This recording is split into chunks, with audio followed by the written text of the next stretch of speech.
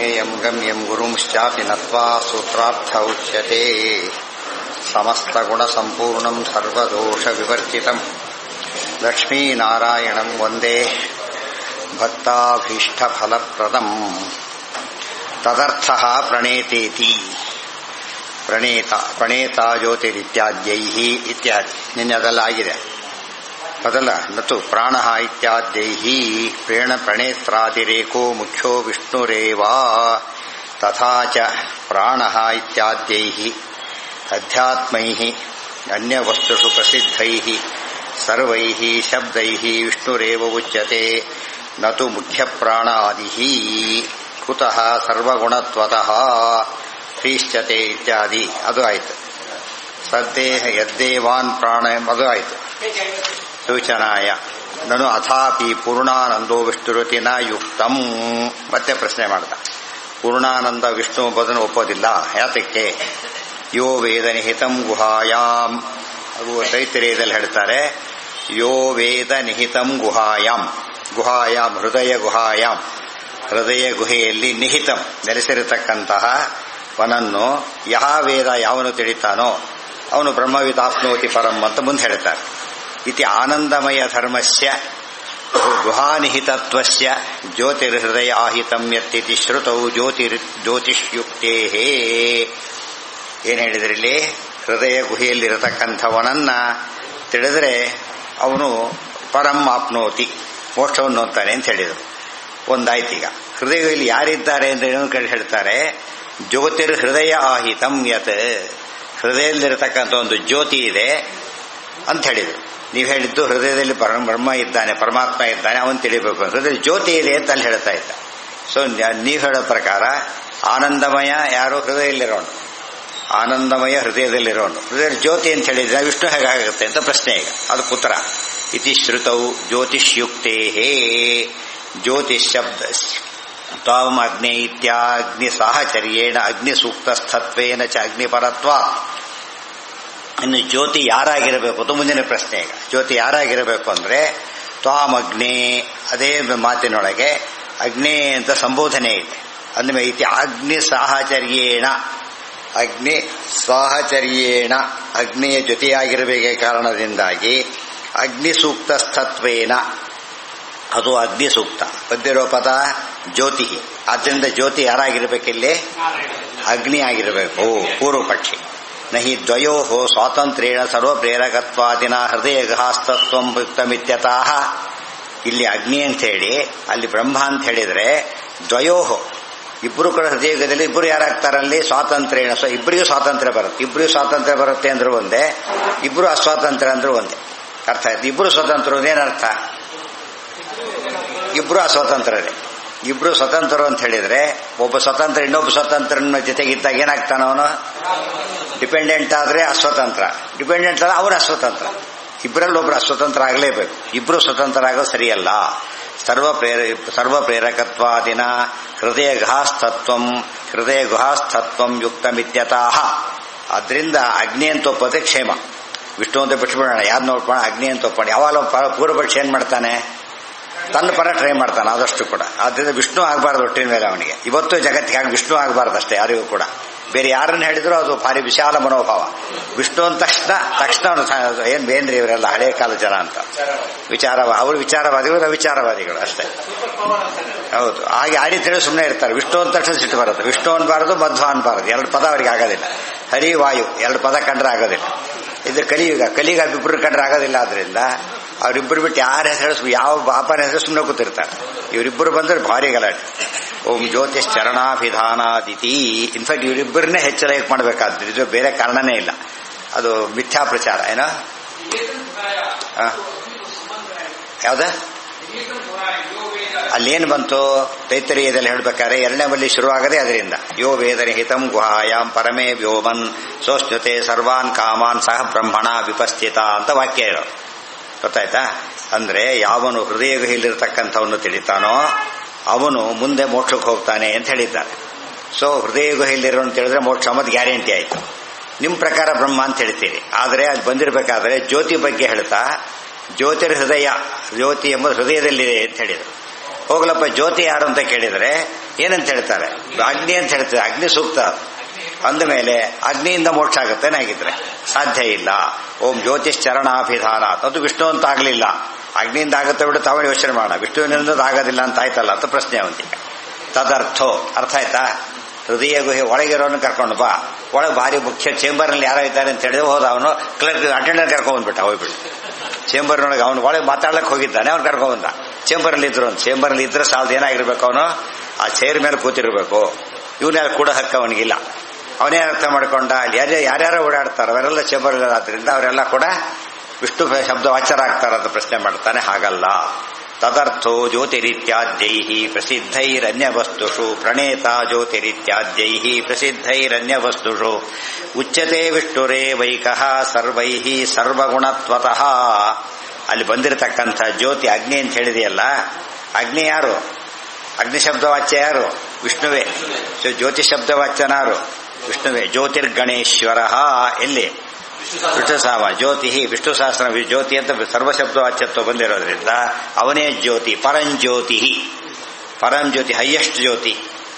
ಜ್ಯೋತಿ ವಿಷ್ಣುವೇ. ಆದ್ದರಿಂದ ಜ್ಯೋತಿರಿತ್ಯಾದ್ಯೈ ಸರ್ವಸೂಕ್ತಗತೈ ಅನ್ಯವಸ್ತುಷು ಪ್ರಸಿದ್ಧೈ ಸರ್ವಶಬ್ದೈರೇಕೋ ವಿಷ್ಣುರೇವ ಉಚ್ಯತೆ. ಹೇಳಿ ಆಗಿದೆ ನಿಮಗೀಗ. ಯಾಕೆ? ಜ್ಯೋತಿಷ್ ಶಬ್ದಕ್ಕೆ ಪ್ರವೃತ್ತಿ ನಿಮಿತ್ತ ಏನಿದೆಯೋ ಅದು ವಿಷ್ಣುವಿನಲ್ಲಿ ಎಷ್ಟಿದೆ? ಅದು ಭಾರಿ ಜಾಸ್ತಿ ಇದೆ. ಉಳಿದವರಲ್ಲಿ ಸ್ವಲ್ಪಕ್ಕಿಂತ ಭಾರಿ ಜಾಸ್ತಿ ಇದೆ. ಬರೀ ಬಿಸಿನೀರನ್ನೇ ಅಗ್ನಿ ಅಂತ ಕರೆದ್ರೆ ನಿಜವಾದ ಅಗ್ನಿಗೆ ಎಷ್ಟು ಬಿಸಿ ಇರುತ್ತೆ. ಆದ್ರಿಂದ ಆ ಅರ್ಥ ಹೇಳೋದು ನೀವು ತಪ್ಪು ತಿಳ್ಕೊಂಡಿದ್ದೀರಿ ಅಂತ ಹೇಳಿದ್ರು. ಸೊ ಎಲ್ಲಾ ಗುಣಗಳು ಕೂಡ ಯಾರಲ್ಲಿರೋದು? ಆಗ ನಮಗೆ ಇದೆಲ್ಲ ಬರೀ ಕೇಳೋದಲ್ಲ, ದೀಪ ಉರಿತಾ ಇರುತ್ತೆ ನೋಡ್ಬೇಕೆ. ಆಯ್ತಾ? ಅದು ಎಚ್ಚಂದ್ರಮಸಿ ಹೆಚ್ಚಾಗ್ನವು ತತ್ತೇಜೋ ವಿದ್ಧಿ ಮಾಮಕಂ. ಅದರ ಭಗವದ್ ರೂಪ ಅದು. ಅವಾಗ ಮಹಂತಿ ಮನಸ್ಸಿಗೆ ಬರುತ್ತೆ. ಪುಸ್ತಕದಲ್ಲಿರೋದೇ ಒಂದು ಅಲ್ಲೇ ಒಂದು ಆಗಿಬಿಟ್ರೆ ಬೆಂಕಿ ಸುಡುತ್ತದೆ, ಗಟ್ಟಿಯ ಬಾಯ್ಪಾಠ ಮಾಡ್ತಾ ಮಾಡ್ತಾ ಬೆಂಕಿನ ಮುಟ್ಟಿದ್ರೆ ಏನರ್ಥ? ಆ ವಾಕ್ಯ ಅರ್ಥ ಆಗಿಲ್ಲ ಅಂತ ಅರ್ಥ. ಅವನಿಗೆ ಬೆಂಕಿ ಸುಡುತ್ತದೆ ಬಯಾಟ್ ಮಾಡಿ ಹೇಳ್ತದೆ ಜೋರಾಗಿ, ಹೊರತು ಅನುಭವ ಬಂದಿಲ್ಲ ಅವನಿಗೆ. ಒಂದ್ಸರ್ತಿ ಇದು ಅರ್ಥ ಆಗಿಬಿಟ್ರೆ ಪ್ರತಿಯೊಂದು ಕಡೆಗೆ ಏನು ಸಿಗುತ್ತದೋ ವಿಷ್ಣುವೇ ವಾಚ್ಯನಾದವನು. ಯಾರೇ ಏನೇ ಕೆಲಸ ಮಾಡಿದ್ದಾರೆ ಅಂತ ಹೇಳಿದ್ರು ಕೂಡ ಆ ಶಬ್ದ ವಾಚ್ಯನಾದವನು ವಿಷ್ಣುವೇ. ಮತ್ತು ವಸ್ತುಗತವಾದವನು ವಿಷ್ಣುವೇ. ಅಗ್ನಿಗತ ವಿಷ್ಣು, ಅಗ್ನಿ ಶಬ್ದ ವಾಚ್ಯ ವಿಷ್ಣು, ಎರಡೆರಡು. ಅಗ್ನಿಗತನಾಗಿ ಅಗ್ನಿ ಶಬ್ದ ವಾಚ್ಯನಾಗಿ ವಿಷ್ಣು ಇರೋದ್ರಿಂದ ಮತ್ತೆ ಯಾವುದು ಇಂದ್ರ ಶಬ್ದಗತನಾಗಿ ಇಂದ್ರಗತನಾಗಿ ಇಂದ್ರ ಶಬ್ದ ವಾಚ್ಯನಾಗಿರೋದು ವಿಷ್ಣು. ಸಮಸ್ತ ಶಬ್ದಗಳು ಘಟಪಟಾದಿಗಳು ಕೂಡ ಏನವೋ ವಿಷ್ಣುವಾಚಕ. ಈ ಪದ ಗೊತ್ತಾದ್ರೆ ಯಾವ ಸಮಸ್ಯೆನೇ ಬರೋದಿಲ್ಲ. ಲೋಟದಲ್ಲಿ ನೀರು ಕುಡಿತಾ ಇದ್ದಾನೆ, ಈಗ ಬರೀ ನೀರು ಕುಡ್ಲಿಕ್ಕೆ ಬರ್ತಿರ್ಲಿಲ್ಲ. ಲೋಟದಲ್ಲಿ ಯಾರಿದ್ದಾರೆ? ಈಗ ಆ ಶಬ್ದವಾಚ್ಯನಾಗಿ ವಿಷ್ಣು ಇದ್ದಾನೆ. ಆಗ ಪೂಜ್ಯ ಪೂಜಕ ತಾನೇ ಇವನು. ಪ್ರತಿಯೊಂದು ನೀರಲ್ಲಿದ್ದಾನೆ, ಕಲಸದಲ್ಲಿದ್ದಾನೆ, ತುಳಸಿಯಲ್ಲಿದ್ದಾನೆ, ಹೂವಲ್ಲಿದ್ದಾನೆ, ಸಾಲಿಗ್ರಾಮದಲ್ಲಿದ್ದಾನೆ, ಹಾಕ ಕೈಯಲ್ಲಿದ್ದಾನೆ. ಗೊತ್ತಾಯ್ತಾ? ಆ ಜೀವನೊಳಗೆ ನಿಂತಿದ್ದಾನೆ. ಪೂಜ್ಯ ಪೂಜಕ ತಾನೇ. ಗೊತ್ತಾಯ್ತಾ? ಸ್ತುತ್ಯ ಸ್ತೋತ್ರ ಎಲ್ಲ ಮನೆ ಆಗಿದ್ದಾನೆ. ಅದೇ ಬ್ರಹ್ಮಾರ್ಪಣಂ ಬ್ರಹ್ಮಹವಿ ಬ್ರಹ್ಮಾಗ್ನೌ ಬ್ರಹ್ಮಣಾಹುತಂ ಬ್ರಹ್ಮೈವ ತೇನ ಗಂತವ್ಯಂ ಬ್ರಹ್ಮಕರ್ಮ ಸಮ. ಎಲ್ಲವೂ ಬ್ರಹ್ಮ ಬ್ರಹ್ಮ ಬ್ರಹ್ಮ. ಆಗ ಸರ್ವಂ ಖಲ್ವಿದಂ ಬ್ರಹ್ಮ. ಎಲ್ಲವೂ ಭಗವಂತನದೇ. ಎಲ್ಲವೂ ಸರ್ಕಾರದ್ದೇ ಅಂತ ತಕ್ಷಣ ಅರ್ಥ ಆಗುತ್ತೆ. ಎಲ್ಲವೂ ದೇವರದಂತ ತಕ್ಷಣ ಸಿಟ್ಟು ಬರುತ್ತೆ. ಅರ್ಥ ಆಗೋದಿಲ್ಲ. ಜಾಸ್ತಿ ಏನು ಬರುತ್ತೆ? ಅದಕ್ಕೆ ಕೋಪ ಬರುತ್ತೆ. ಏನ್ರಿ ಎಲ್ಲ ಏನು ಅರ್ಥ ಆಗುತ್ತೆ? ಮತ್ತೆ ಎಲ್ಲ ಸರ್ಕಾರದ ಏನು ಅರ್ಥ ಆಗಿದ್ರೆ ಒಪ್ಲೇಬೇಕಿದನ್ನ. ಇದು ಫಿಸಿಕಲ್ ಕಣ್ಣಿಗೆ ಕಾಣಿಸ್ತಾ ಇದೆ. ಸೊ ಇದೇ ಇಷ್ಟ ಇದ್ದಾಗ ದೇವರದಾಗೋದು ಏನೋ ಆಶ್ಚರ್ಯನೇ ಇಲ್ಲ. ಸರ್ಕಾರದ ಅಧೀನ ಇದು. ಸರ್ಕಾರವೂ ಭಗವದ್ ಅಧೀನ. ಮತ್ತೆ ಲೋಕದಲ್ಲಿ ಸರ್ಕಾರ ಹೈಯೆಸ್ಟ್ ಆದ್ರೆ ಸರ್ಕಾರ ಯಾರ ಅಧೀನ? ಮತ್ತೆ ಅದಕ್ಕೆ ಏನಂತ ಕರೆದ್ರು? ರಾಜ ಪ್ರತ್ಯಕ್ಷ ದೇವತಾ. ರಾಜನಲ್ಲಿ ಆಳೋದು ಯಾರು? ದೇವರೇನೆ. ಈ ಮಾತು ಅರ್ಥ ಮಾಡಿಕೊಂಡ್ರೆ ಸರ್ವಶಬ್ದ ವಾಚ್ಯತ್ವ ಇಲ್ಲಿಗೂ ಬಂತು. ಸರ್ವಂ ಖಲ್ವಿದಂ ಬ್ರಹ್ಮ. ಎಲ್ಲವೂ ದೇವರೇ, ಎಲ್ಲವೂ ಬ್ರಹ್ಮ, ಎಲ್ಲರೂ ಬ್ರಹ್ಮ. ಅಹಂ ಬ್ರಹ್ಮಾಸ್ಮಿ. ಗೊತ್ತಾಯ್ತಾ? ಅಲ್ಲೂ ಪ್ರಾಬ್ಲಮ್ ಇದೆ ಅವರಿಗೆ. ಸರ್ವಂ ಅಂದ್ರೆ ಜಡ ಪದಾರ್ಥ ಹೇಳಾಗಿಲ್ಲ. ಜಡ ಸುಳ್ಳು. ಜಡ ಬಿಟ್ಟು ಅಂತ ಅರ್ಥ ಮಾಡ್ತಾರೆ. ಜಡ ಬಿಟ್ಟು ಅವ್ರು ಏನು ಉಳಿದವ್ರು ಏನು ಗೊತ್ತಾ ಆಕ್ಷೇಪಣೆ? ಈ ಮಾಧ್ವರು ಏನ್ ಮಾಡ್ತಾರೆ ಅಂದ್ರೆ ಆ ಅರ್ಥ ಬಿಟ್ಟು ಒಳಗೆ ಏನೋ ಹೇಳ್ತಾರೆ ಅಂತೇಳಿ. ಗೊತ್ತಾಯ್ತಾ? ಅವರು ಅದೇ ವರ್ತನೆ ಮಾಡಿರೋದು. ಸರ್ವಂ ಅಂದ್ರೆ ಜೀವನ ಬಿಟ್ಟು ಜೀವನ ಮಾತ್ರ ಹೊರತು ಚೇತ ಜಡ ಬಿಡಬೇಕು ಅಂತ ಹೇಳ್ತಾರೆ. ಇರೋ ಅರ್ಥ ತಗೊಳ್ಳಿಲ್ಲ ಹಾಗಿದ್ರೆ ನೀವೀಗ. ಜಡನೋ ವಿಷ್ಣುವನ್ನ ಹಾಗಿದ್ರೆ ಅದಲ್ಲ, ಜಡ ಸುಳ್ಳು ಅಂತ. ಮತ್ತೆ ಅರ್ಥ ಯಾಕೆ ಬೇರೆ ಮಾಡಿದೆ? ಜಡ ಸುಳ್ಳಾದ್ರಿಂದ ಜಡ ಬಿಟ್ಟು ಅಂತ ಅರ್ಥ ಮಾಡಬೇಕು. ಹೌದಲ್ಲ? ಅದೇ ರೀತಿಯೇ ಯಾವುದೇ ಪದ ಅರ್ಥ ಮಾಡಿ ಜೀವನ ಅಸ್ವತಂತ್ರರಾದ್ರಿಂದ ದೇವರಂತ ಅರ್ಥ ಮಾಡಬೇಕು. ಸಿಂಪಲ್. ಅದು ಜಡ ಸುಳ್ಳಲ್ಲ ಫಸ್ಟ್ ಆಫ್ ಆಲ್. ಅದೇ ಸುಳ್ಳು ಒಂದು. ಆ ಸುಳ್ಳು ಅಂತ ಒಪ್ಕೊಂಡು ನೀನು ಹೇಗ್ಬಿಡ್ತೀಯೋ ಹಾಗ್ಬಿಡು ಅಷ್ಟೇ. ಯಾವುದೇ ಶಬ್ದಕ್ಕಿರೋ ಸಾಮರ್ಥ್ಯ ಆಗೇನೆ. ಶಬ್ದ ಏನೇ ಹೇಳಿದ್ರು ಕೂಡ ಒಳಗೆ ಕಾರ್ ಬಂತು, ಎಲ್ಲರೂ ಹೇಳೇ ಹೇಳ್ತಾರ ಮಾತನ್ನ. ಬರೀ ಕಾರ್ ಬಂದ್ರೆ ಏನರ್ಥ? ಓಡೋ ಬಿಡ್ತಾರೆ ಜನರು. ಬರೀ ಕಾರ್ ಬಂದ್ರೆ ಜಡ ಬರೋದಿಲ್ಲ, ಒಂದು ಬಂದ್ರೆ ಬೇಕಿಲ್ಲ ಅಂತ ಅರ್ಥ, ಕೂತಿಲ್ಲ ಎಲ್ಲ ನಿಲ್ಸಿದ್ ಹೋಗ್ಬಿಟ್ಟಿದೆ ಅಂತೇಳಿ. ತಪ್ಪದು. ಯಾರೋ ಒಬ್ಬನಿದ್ದ ಇರಲೇಬೇಕು, ಅದೆಲ್ಲರಿಗೂ ಗೊತ್ತಿರೋದೆ, ನಿತ್ಯ ವ್ಯವಹಾರದಲ್ಲೇ ಬಂದಿರೋದು. ಶಾಸ್ತ್ರಕ್ಕೆ ಬಂದಾಗ ಅಪ್ಲೈ ಮಾಡ್ಕೊಳ್ಳೋದು ಬಿಟ್ಬಿಟ್ರೆ ಹೋಯ್ತು. ಅಪ್ಲೈ ಮಾಡ್ಕೊಳ್ಳೋದಕ್ಕೆ ಜ್ಞಾನ ಅಂತ ಕರೆಯೋದು. ಜ್ಯೋತಿರಿತ್ಯಾದ್ಯೈಹಿ. ಕಾರ್ ಬಂದ ತಕ್ಷಣ ಹಾರ ತಗೊಂಡ್ಬಿಡ್ತಾನೆ.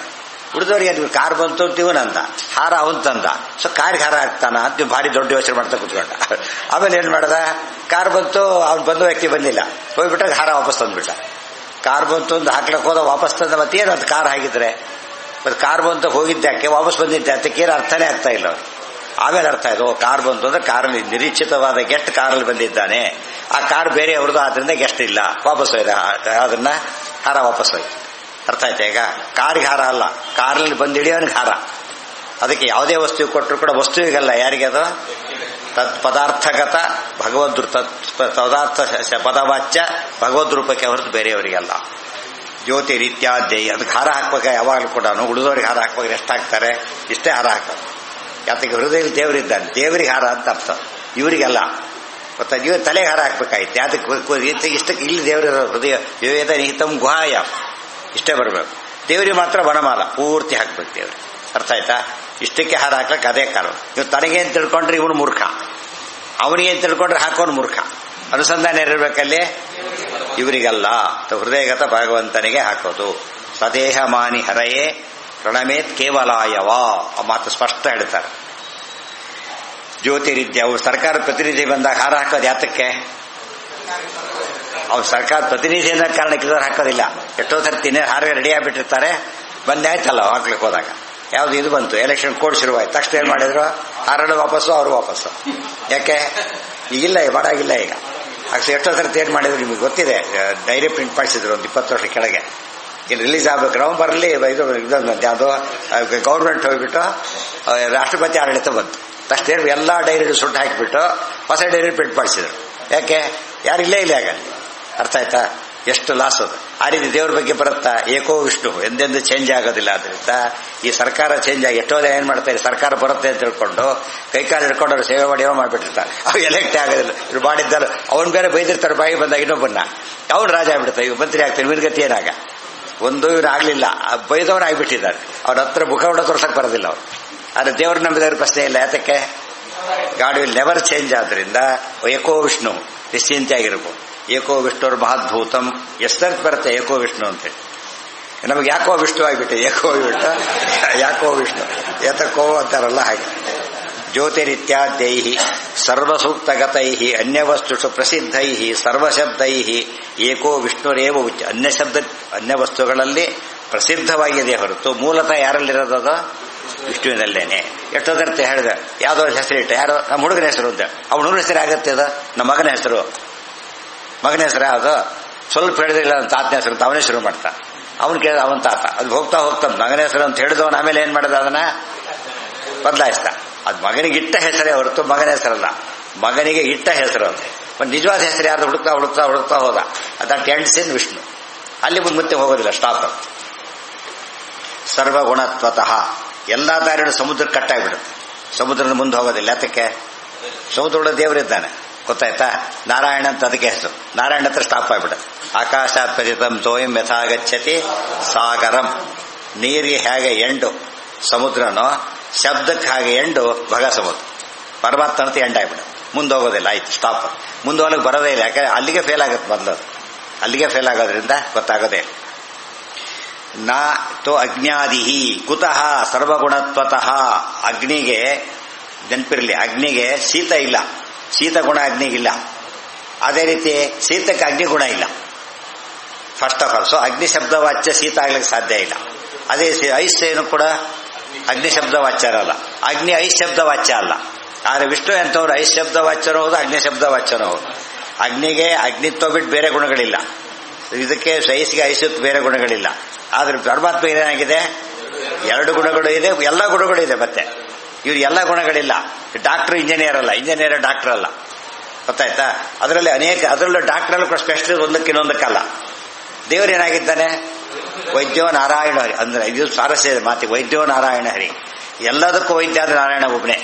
ಕಾಲಿಗೊಬ್ಬ ತಲೆಗೊಬ್ಬ ಅಂತ ವೈದ್ಯ ಅಲ್ಲ ದೇವರು. ಸರ್ವ ವೈದ್ಯೋ ನಾರಾಯಣ.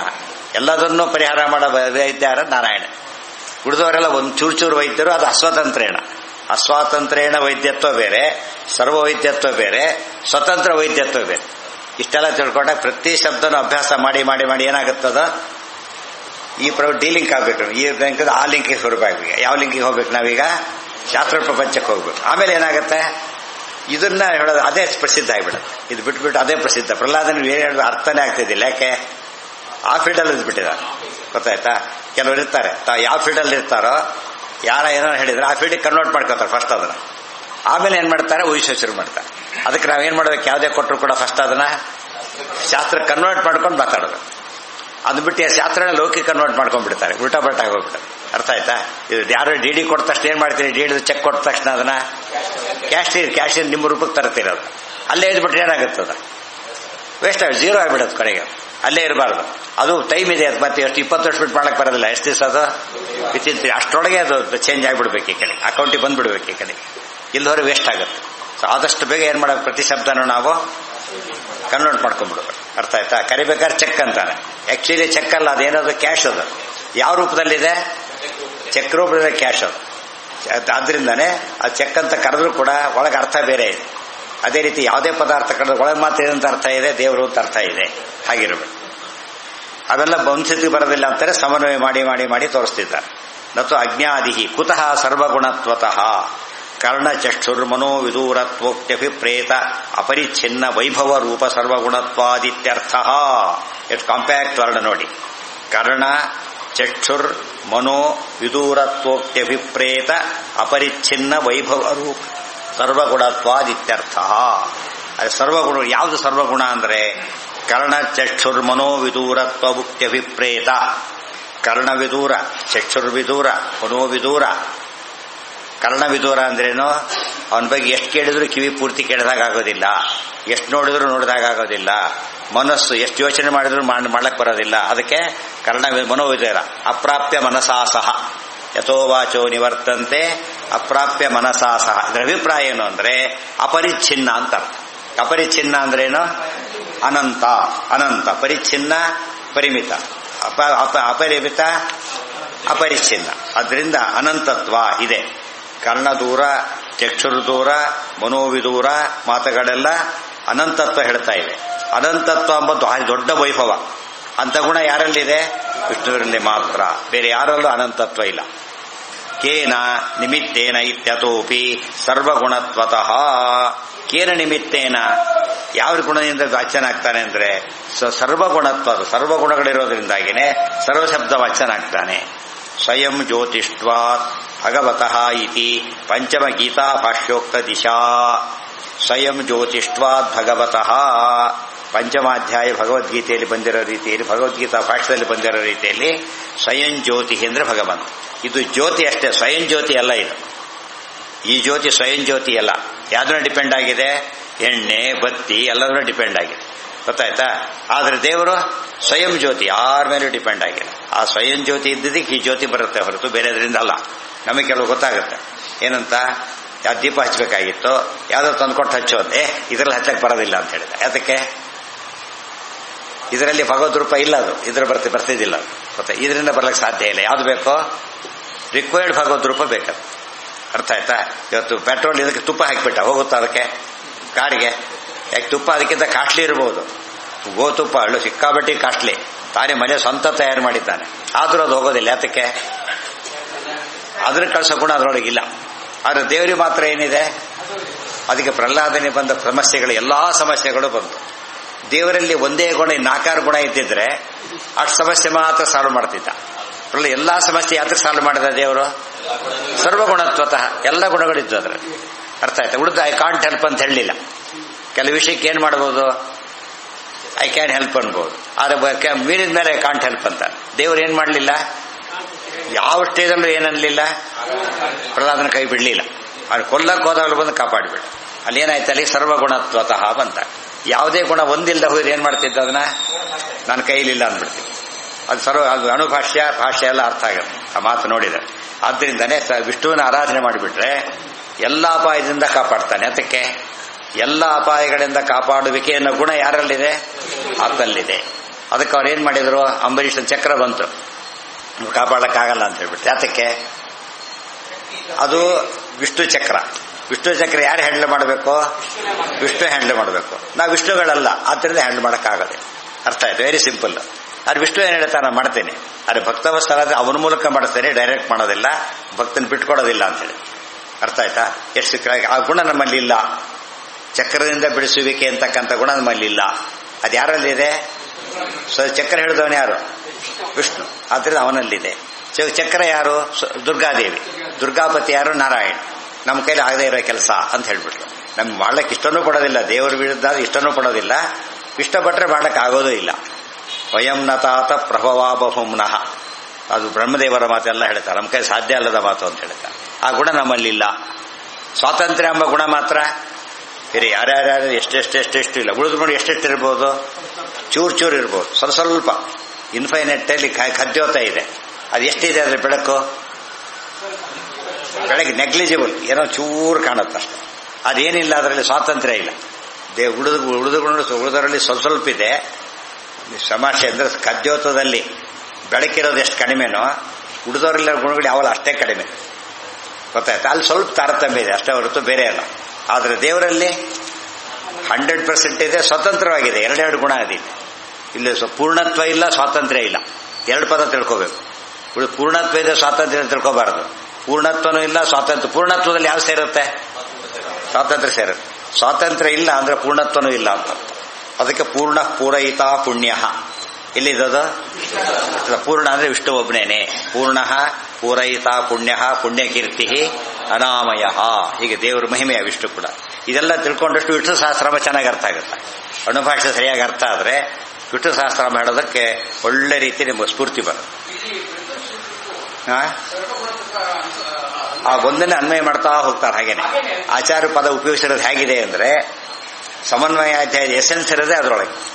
ಸರ್ವಗುಣತ್ವ ಎಂಬ ಹೇತು ಇಟ್ಕೊಂಡು ಎಲ್ಲ ಸಮನ್ವಯ ಮಾಡ್ತಿರೋದು. ಮತ್ತೆ ಅದೊಂದಿಲ್ಲ ಅಂದ್ರೆ ಸಮನ್ವಯ ಮಾಡೋಕ್ಕಾಗೋದಿಲ್ಲ. ಉಳಿದವರಲ್ಲಿ ಯಾತ ಸರ್ವಶಬ್ದ ಮಾಡ್ಲಿಕ್ಕೆ ಬರೋದಿಲ್ಲ, ಸರ್ವಗುಣತ್ವ ಇಲ್ಲ. ಸೊ ರುದ್ರ ಅನ್ನೋ ಪದ ಬಂತು, ವಿಷ್ಣು ಸಮನ್ವಯ ಮಾಡಿದ್ವಿ. ವಿಷ್ಣು ಶಬ್ದ ರುದ್ರ ಸಮನ್ವಯ ಮಾಡಕ್ಕೆ ಬರೋದಿಲ್ಲ. ಬಿಟ್ಟುಬಿಡಿ, ರುದ್ರ ಶಬ್ದ ಸಮನ್ವಯ ಮಾಡಲಿಕ್ಕೆ ಬರೋದಿಲ್ಲ ಫಸ್ಟ್. ಯಾಕೆ? ಅಂಥ ರುದ್ರತ್ವ ಇಲ್ಲ. ಯಾವ ರುದ್ರತ್ವ ಎಕ್ಸ್ಪೆಕ್ಟ್ ಮಾಡ್ತೇವೆ ಆ ರುದ್ರತ್ವ ಇಲ್ಲ. ತಿಳಿತಾ? ಉದಾಹರಣೆ ಬೆಂಕಿ ಇದೆ, ಒಂದು ಮೇಣದ ಬತ್ತಿ ಇದೆ, ಸುಡ್ತಾ ಇದೆ, ಕೈ ಇಟ್ಟರೆ ಗ್ಯಾರಂಟಿ ಸುಡುತ್ತೆ, ಯಾವ ಸಂಶಯನೇ ಇಲ್ಲ. ಅದು 100 ಜನದ ಅಡಿಗೆ ಮಾಡ್ಲಿಕ್ಕೆ ಇಟ್ಬಿಟ್ಟೆ ಕೆಳಗೊಂದು ಮೇಣದ ಬತ್ತಿ. ಏನಾಯ್ತು ಅಲ್ಲಿಗೆ? ಬಂದವರು ಕಾಯೋದೆಲ್ಲ ಹೋಗ್ಬಿಡ್ತಾರೆ ಬೆಳಗ್ಗೆ, ಯಾಕೆ ಜನ್ಮದಲ್ಲೇ ಆಗೋದಿಲ್ಲ ಅಂತ ಹೇಳ್ತಾರೆ. ಯಾತಕ್ಕೆ? ಆ ಬೆಂಕಿ ಹೌದು, ಏನಲ್ಲ ಅದು 100 ಜನಕ್ಕೆ ಅಡಿಗೆ ಮಾಡಷ್ಟು ಒಬ್ಬರಿಗೆ ಅಡಿಗೆ ಮಾಡಕ್ಕೂ ಆಗಲ್ಲ ಅದರಿಂದ. ಆದ್ದರಿಂದ ಇದು ಹುಚ್ಚ ಅಂತ ಕರೆದು ಬಿಡುತ್ತೆ. ಬೆಂಕಿ ಅಲ್ಲ ಅಂತ ಕರೀಲಿಲ್ಲ, ಆದ್ರೆ ಬೆಂಕಿ ಎಷ್ಟು ಬೇಕೋ ಅಷ್ಟು ಬೆಂಕಿ ಇಲ್ಲ. ಸೊ ಉಳಿದ ಎಲ್ಲಾ ಪದಾರ್ಥಗಳಿಗೂ ಕೂಡ ಆ ಶಕ್ತಿ ಇಲ್ಲ. ಅದಕ್ಕೆ ಅಗ್ನಿ ಶಬ್ದ ವಾಚ್ಯತ್ವ ಫೇಲ್ ಆಯ್ತು.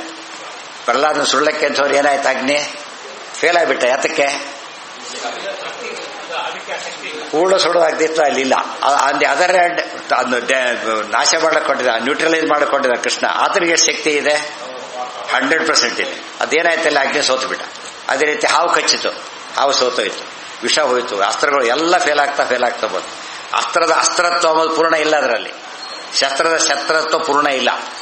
ಬ್ಲೇಡ್ ಕೊಯ್ಯುತ್ತೆ, ಅದು ಬ್ಲೇಡಿಂದ ಸೌದೆ ಕಟ್ ಮಾಡ್ಲಿಕ್ಕೆ ಹೋದ್ರೆ ಕಾರ್ಪೆಂಟರ್ ಬ್ಲೇಡ್ ಕೊಟ್ಬಿಟ್ರೆ ಅವನ ಕೈಲೇ. ಗೊತ್ತಾಯ್ತಾ? ಏನ್ ಮಾಡ್ತಾನ ಅವನು? ಇದು ಕೈ ಕೊಯ್ದ್ರು ಕೂಡ ಅದನ್ನು ಕೊಯ್ಯೋ ಶಕ್ತಿ ಅದಕ್ಕಿಲ್ಲ. ಅಂದ್ರೆ ಬ್ಲೇಡ್ಗೆ ಕೂಡ ಎಷ್ಟು ಸಾಮರ್ಥ್ಯ ಇದೆ? ಲಿಮಿಟೆಡ್. ಕೊಯ್ಯುವಿಕೆಯನ್ನು ಲಿಮಿಟೆಡ್ ಸೆನ್ಸಲ್ಲಿದೆ. ಈ ರೀತಿ ಯೋಚನೆ ಮಾಡ್ತಾ ಹೋದಂತೆ ಆಗ ಯಾತಕ್ಕೆ ಹರಿಸರ್ವೋತ್ತಮತ್ವ ತಿಳ್ಕೋಬೇಕು, ಹರಿಯನ್ನೇ ಆರಾಧನೆ ಯಾತಕ್ಕೆ ಮಾಡಬೇಕು, ಅವೆಲ್ಲ ಗೊತ್ತಾಗುತ್ತೆ. ಸುಮ್ಮನೆ ಮಾಡಿದಾಗ ಏನಾಗುತ್ತೆ, ಇನ್ನೊಬ್ರು ಹೇಳಿದ್ರೆ ಶೇಕ್ ಆಗಿಬಿಡುತ್ತೆ. ಇದು ಗೊತ್ತಾದ್ರೆ ಶೇಕ್ ಆಗೋದಿಲ್ಲ.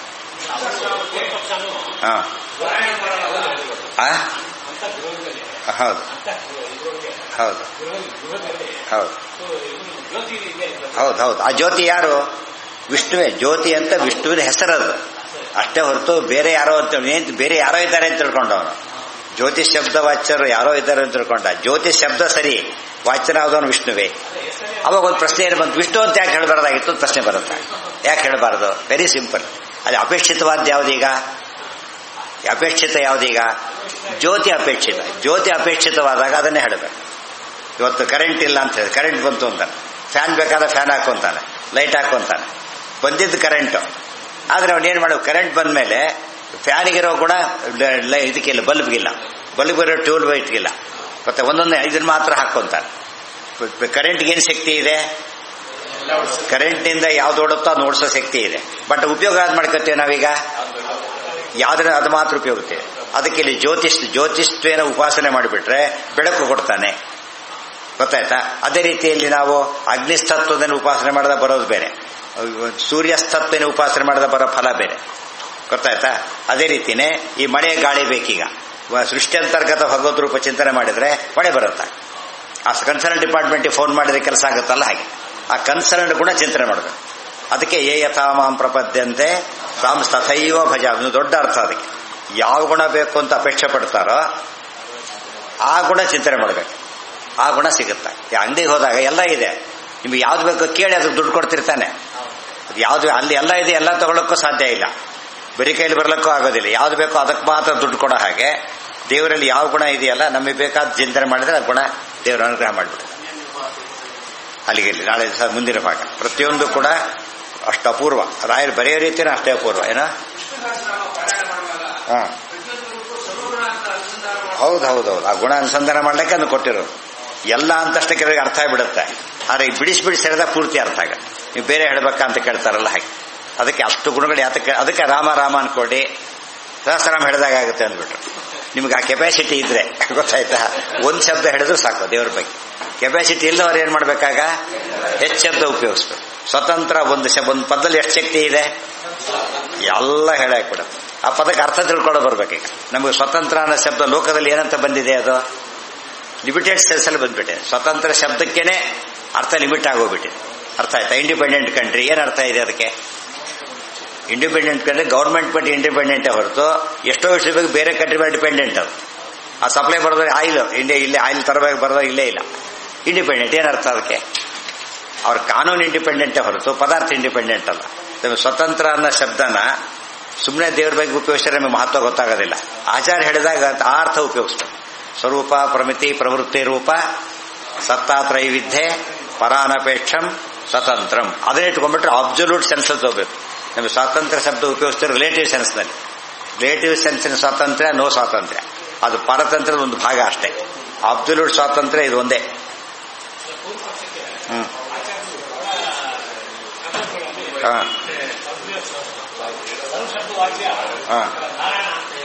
ಹೌದು. ಯಾಕೆ ಟ್ವಿಸ್ಟ್ ಮಾಡ್ತಾರೆ ಅಂದ್ರೆ, ಹೇಳಿದ್ನಲ್ಲ ನಿಮಗೆ ನಿನ್ನೆ ಅಡಿಗೆ ಆಗಿತ್ತು ಇವತ್ತು ಯಾಕೆ ಮಾಡಬೇಕು ಅಡಿಗೆ ಅಂತ ಕೇಳಿದ್ರೆ ಮತ್ತೆ ಹಸಿವೆ ಆಯ್ತು, ಮತ್ತೆ ಶಬ್ದ ಬಂತು, ಸಂಶಯ ಬಂತು, ಪ್ರಶ್ನೆ ಕೇಳುತ್ತೆ, ಸಂಶಯ ಶುರುವಾಯ್ತು, ಉತ್ತರ ಕೊಡ್ಬೇಕಾ, ಗೊತ್ತಾಯ್ತಾ? ಈ ಡಾಕ್ಟರ್ ಏನ್ ಮಾಡ್ತಾರೆ, ಹಗಲೆಲ್ಲ ರೋಗಿ ಹೋಗ್ತಿರ್ತಾರೆ, ಮೊನ್ನೆ ಭಾಷೆ ಮಾಡಿ ಮತ್ತೆ ಯಾಕೆ ಬಂದೆ ಅಂತ ಕೇಳಾಗಿಲ್ಲ. ಯಾಕೆ?